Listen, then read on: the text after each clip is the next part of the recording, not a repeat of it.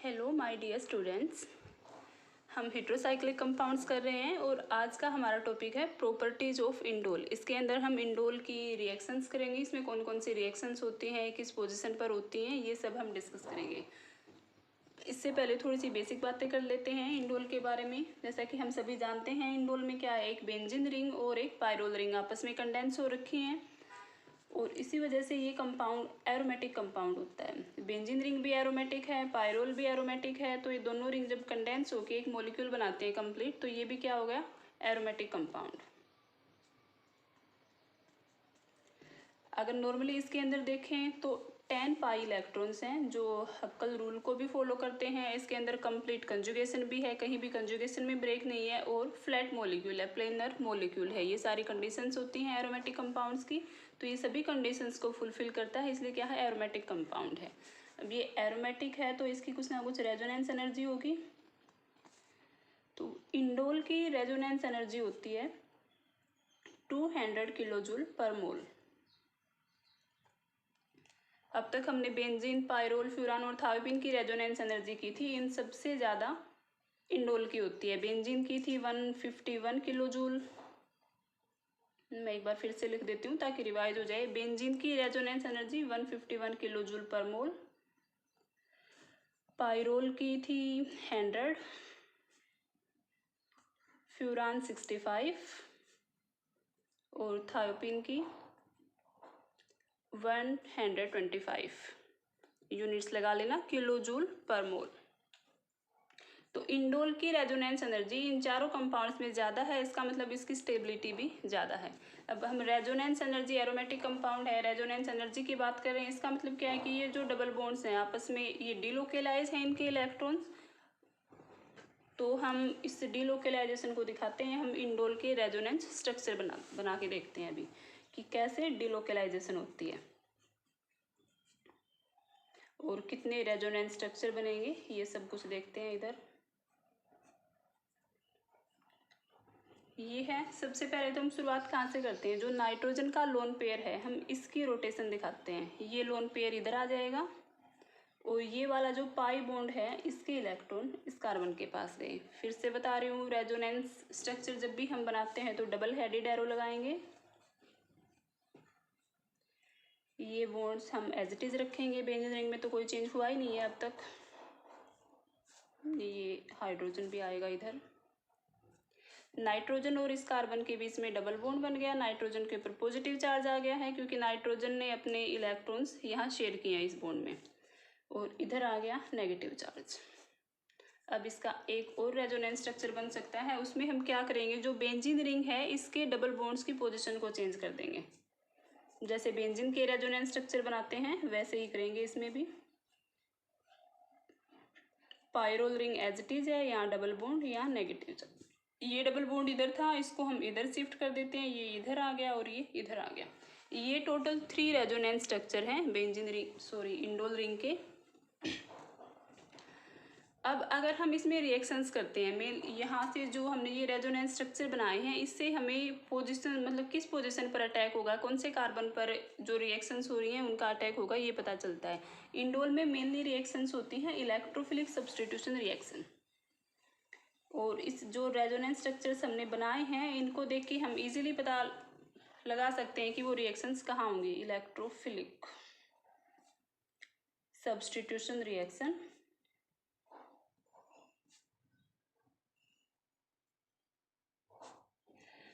देखो इलेक्ट्रोफिलिक है मतलब कोई ना कोई इलेक्ट्रोफाइल, इलेक्ट्रॉन डेफिशिएंट स्पीसीज इस कंपाउंड के ऊपर अटैक करेगा। अब इलेक्ट्रॉन डेफिशिएंट स्पीसीज को साइट क्या चाहिए, जहाँ पर इलेक्ट्रॉन डेंसिटी ज़्यादा हो।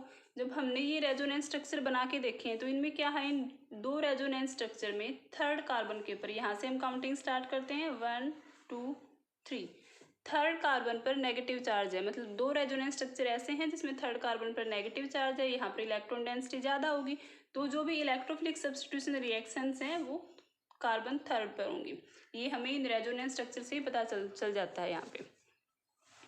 तो हम इलेक्ट्रोफिलिक सब्स्टिट्यूशन रिएक्शंस करते हैं कि कौन कौन सी रिएक्शंस होंगी। फर्स्ट हम करते हैं नाइट्रेशन। अब तक तो नाम याद हो गए होंगे आप सबको, यही सेम रिएक्शंस बार बार रिपीट हो रही हैं।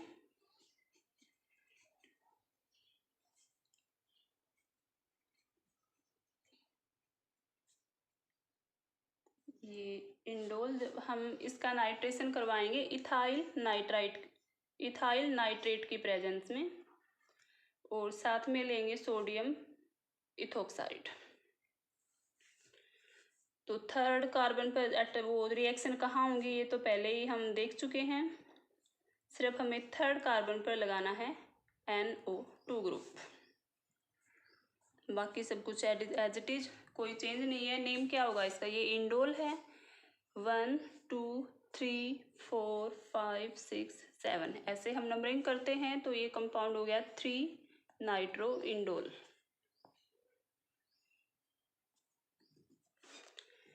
नेक्स्ट हम करवाते हैं क्लोरीनेशन।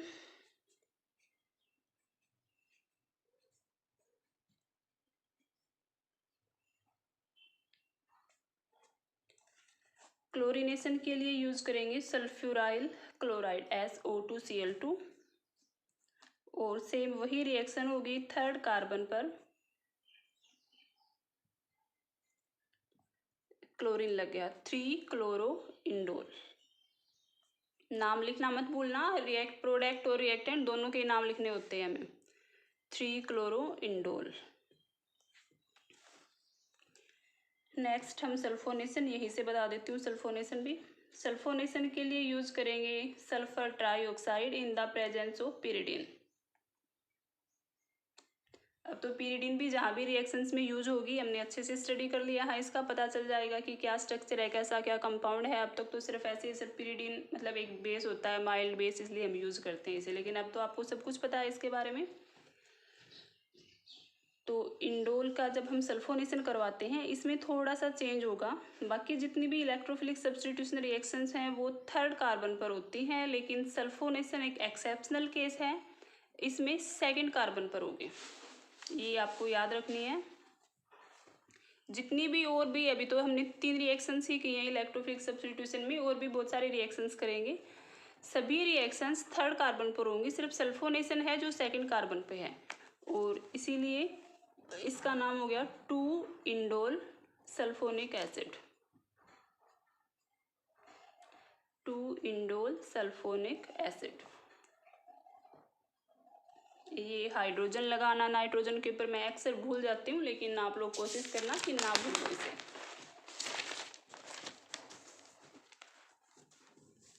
नेक्स्ट हम करेंगे फोर्थ रिएक्शन हो गई है गटरमैन कोच रिएक्शन।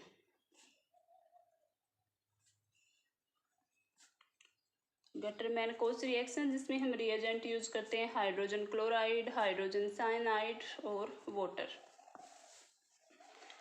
और इससे जो ग्रुप कौन सा लगता है, एल्डिहाइड ग्रुप लगता है, जिसके साथ भी हम गटरमैन कोच रिएक्शन करवाते हैं।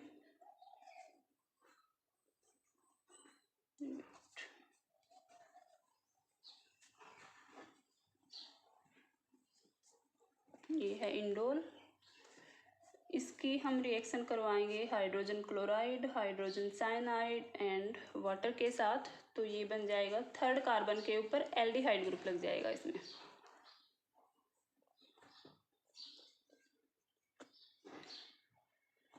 एल्डिहाइड ग्रुप एक ही कार्बन है, तो इसका नाम हो जाएगा 3-4-माइल इंडोल।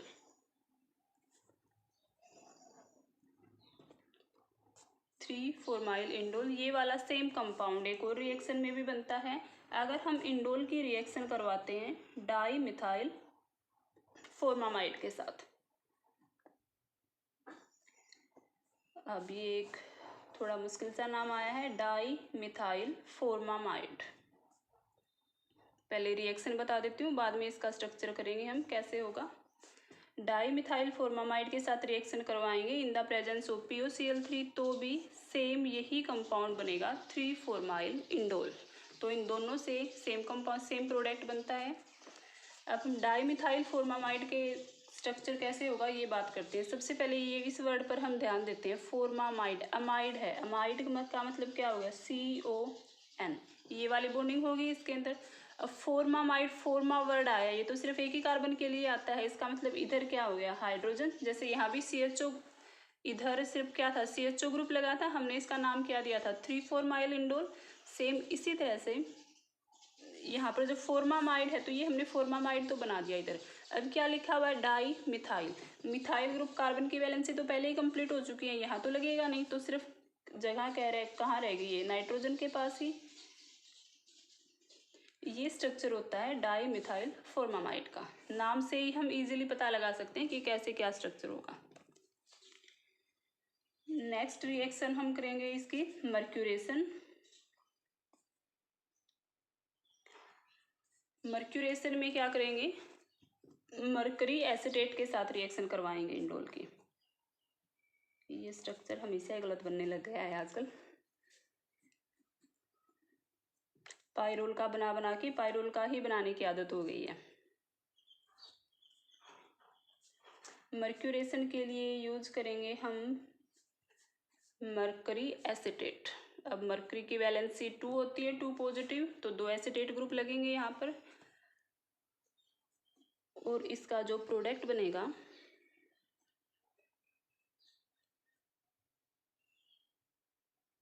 ये सब कुछ एज इट इज है। इसमें थर्ड और सेकंड दोनों कार्बन्स के ऊपर ही ये वाला ग्रुप ऐड हो जाएगा, HgO।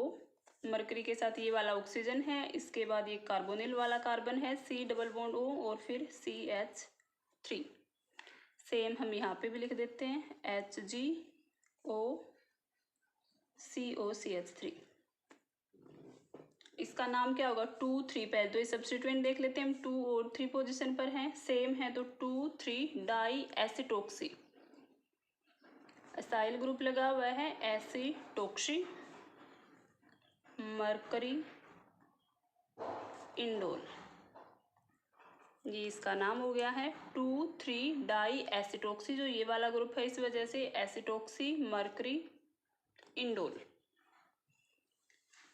एक और रिएक्शन रह गई है इसके अंदर इलेक्ट्रोफिलिक सब्स्टिट्यूशन में। नेम रिएक्शन शायद आपने पहले भी की होगी, मैनिक रिएक्शन।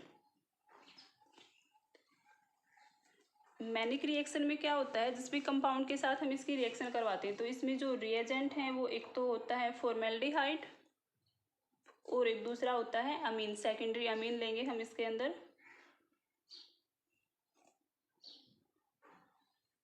NH। नाइट्रोजन के साथ 2 CH3 ग्रुप लग गए हैं।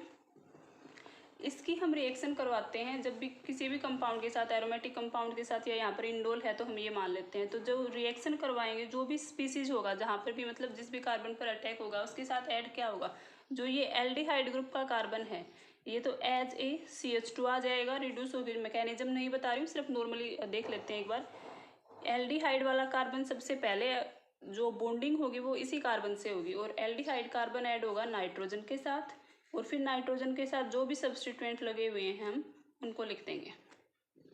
तो ये मान लो एक तरह से मैनिक रिएक्शन करवाएंगे हम, ये रिएजेंट यूज करेंगे और इंडोल के साथ ये वाला ग्रुप ऐड हो जाएगा।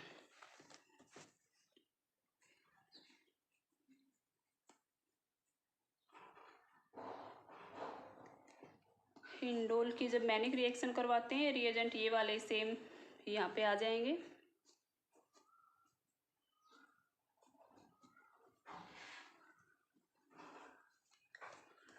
थर्ड कार्बन पर पहले CH2, फिर नाइट्रोजन, CH3 CH3, ये ग्रुप यहाँ पर लग जाएगा। इसका नाम देख लेते हैं एक बार।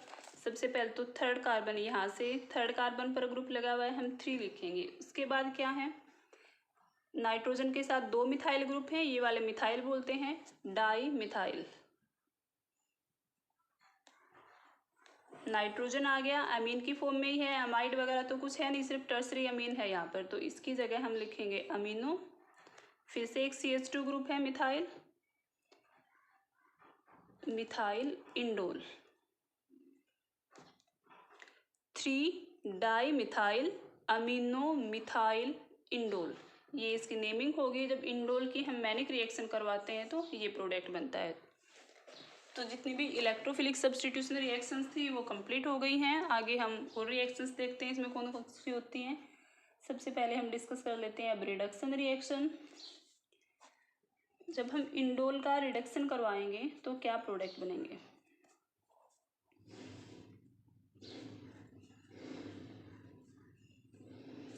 ये बॉन्ड ही लगा लेती हूँ इधर, रिडक्शन में समझने में इजी रहेगा। जब हम इसका पार्शियल रिडक्शन करवाते हैं in the presence of tin and hydrochloride या हाइड्रोक्लोरिक एसिड, तो यहाँ पर एक डबल बॉन्ड रिड्यूस हो जाएगा, बाकी सब एज इट इज रहेंगे।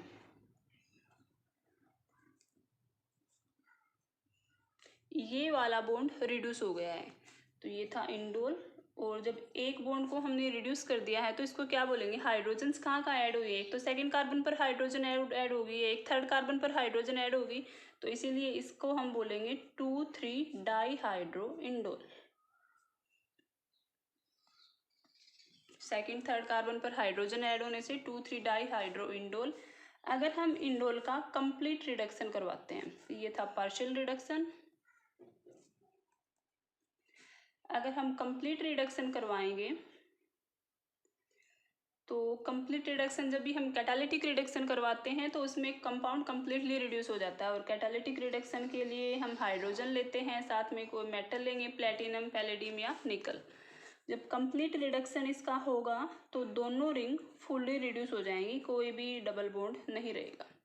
अब हम ये देखते हैं कि इसमें हाइड्रोजन कहाँ कहाँ ऐड हुई है। एक हाइड्रोजन यहाँ पे ऐड हुई है, 1 2 3 4 5 6 7 8, टोटल 8 हाइड्रोजन ऐड हो गई हैं, तो इसको हम बोलेंगे ऑक्टा हाइड्रो इंडोल। यहाँ पर 2 ऐड हुई थी, तुमने पोजीशन भी मेंशन कर दी थी, 2,3 डाई हाइड्रो इंडोल। यहाँ पे तो सभी कार्बन्स पर ऐड हुई हैं, तो नॉर्मली हम सीधा ही लिख देंगे ऑक्टा हाइड्रो इंडोल। ये थी इसकी रिडक्शन रिएक्शन। अब हम ऑक्सीडेशन करके देखते हैं। नेक्स्ट ऑक्सीडेशन में क्या होगा, इंडोल का ऑक्सीडेशन करवाएंगे हम इन द प्रेजेंस ऑफ पर बेंजोइक एसिड, जिसमें होता है पर एसिड में जो नॉर्मली एसिड होते हैं उनसे एक और ऑक्सीजन एक्स्ट्रा ऐड हो जाती है, पर बेंजोइक एसिड। जब हम इंडोल का ऑक्सीडेशन करवाते हैं तो ये रिंग यहाँ से ब्रेक हो जाती है। जैसे यहाँ से रिंग ब्रेक हुई तो मेन रिंग तो बेंजीन ही बच गई है हमारे पास। यहाँ से ब्रेक होके ये वाला कार्बन एल्डिहाइड में कन्वर्ट हो जाएगा, और जो इधर ये कार्बन है ये भी एल्डिहाइड ग्रुप में कन्वर्ट हो जाएगा। लेकिन इधर चेंज क्या है, इसके साथ पहले NH आएगा और उसके बाद ये वाला ग्रुप। तो जब ऑक्सीडेशन करवाते हैं यहाँ से रिंग ब्रेक हो गई है और 2 कार्बोनिल ग्रुप या 2 एल्डिहाइड ग्रुप आ गए हैं। अब हम इसका नाम देख लेते हैं एक बार। बेंजीन रिंग के साथ लगे हुए, इस बार इंडोल के साथ तो है नहीं, तो हम बेंजीन रिंग की जो नोमेनक्लेचर होती है उसी के अकॉर्डिंग इसका नाम लिखेंगे इस बार। ये वाला जो कंपाउंड है, अगर हम इस ग्रुप को हटा देते हैं तो बेंजीन रिंग के ऊपर एल्डिहाइड ग्रुप लगा हुआ है, कॉमन नेम बेंजल्डिहाइड बोलते हैं हम इसे। अब देखो बेंजल्डिहाइड है, मेन फंक्शनल ग्रुप ये है और ये इसे नेक्स्ट कार्बन है, तो सेकंड हो गया 2। इसके साथ लगा हुआ क्या है, एक कार्बन, मतलब एक तरह से ये बॉन्ड लगा है, C+ONH, जिसको हम अमाइड बोलते हैं। एक ही कार्बन है यहाँ पर, तो फॉर्मामाइड हो गया, इसलिए हम लिखेंगे 2-फॉर्मामाइड। और जब नेमिंग करते हैं तो इसको फॉर्मा अमीडो बोलेंगे, बेंजल्डिहाइड।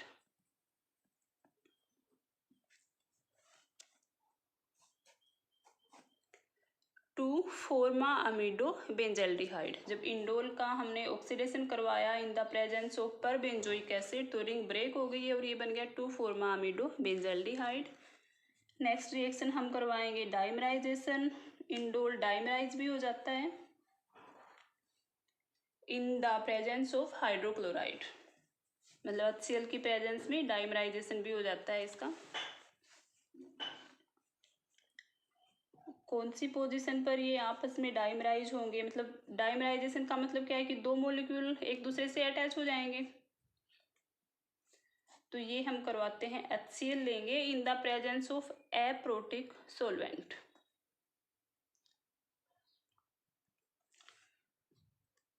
एप्रोटिक सोलवेंट की प्रेजेंस में पहले हम एक मॉलिक्यूल लिख लेते हैं एज इट इज। जो सेकंड मॉलिक्यूल होगा वो थर्ड कार्बन से अटैच होगा, मतलब जब 2 मॉलिक्यूल्स आपस में अटैच होंगे एक दूसरे से इंडोल के, तो एक इंडोल में थर्ड कार्बन होगा और दूसरे इंडोल का सेकंड कार्बन होगा।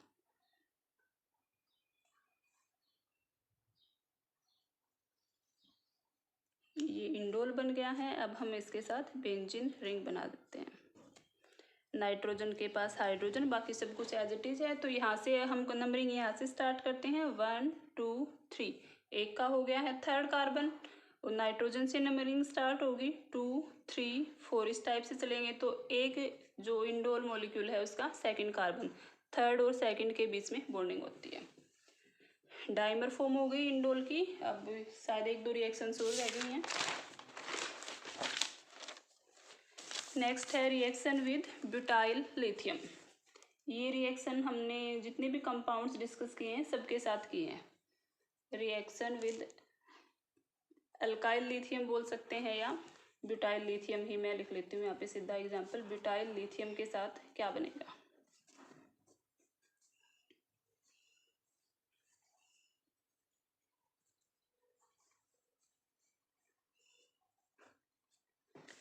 इंडोल जब हम इसकी रिएक्शन करवाते हैं ब्यूटाइल लिथियम, या फिर इसको लिख सकते हो C4H9 साथ में लिथियम, तो यहाँ पर क्या होगा, किसी भी कार्बन के ऊपर अटैक नहीं होगा। नाइट्रोजन की जो हाइड्रोजन है ये रिप्लेस हो जाएगी लिथियम से, और ये हाइड्रोजन इस C4H9 के साथ ऐड होके ब्यूटेन बना देगी C4H10,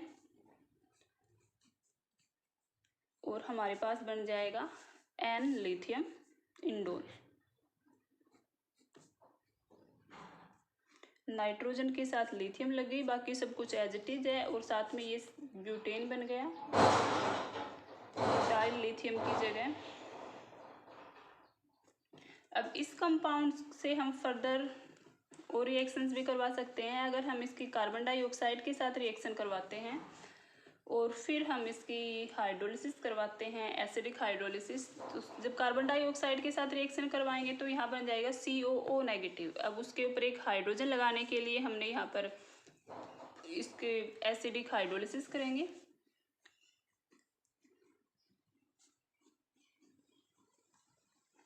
अब नाइट्रोजन के पास लग जाएगा कार्बोक्सिलिक एसिड ग्रुप, और इस कंपाउंड को हम बोलेंगे इंडोल N कार्बोक्सिलिक एसिड। ये थी रिएक्शंस इंडोल की।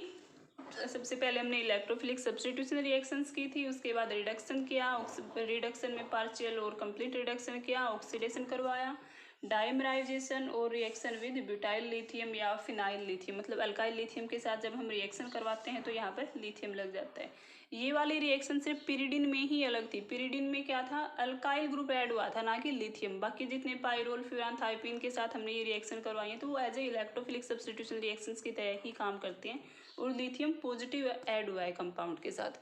सिर्फ पिरिडिन का केस ध्यान में रखना कि पिरिडिन में क्या है, इलेक्ट्रोफिलिक सब्स्टिट्यूशन रिएक्शंस ज़्यादा नहीं होती हैं, इसलिए वहाँ पर as a nucleophile alkyl group add हुआ था। चलो आज का टॉपिक खत्म हो गया है। Thank you.